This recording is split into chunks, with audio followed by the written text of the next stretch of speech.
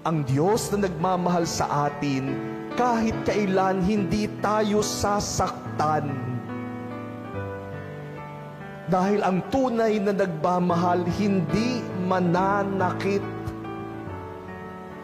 Kaya ang Diyos, hindi tayo sinasaktan kasi nagmamahal siya sa atin. And if God treats us that way, even though we are not deserving, should we not treat each other in the same way? Kung hindi tayo sinisira ng Diyos, bakit tayo ang hilig-hilig nating magsiraan? Kung hindi tayo tinutupok ng Diyos, bakit tayo hinahangad natin ang pagkasira at pagbagsak ng ating kapwa?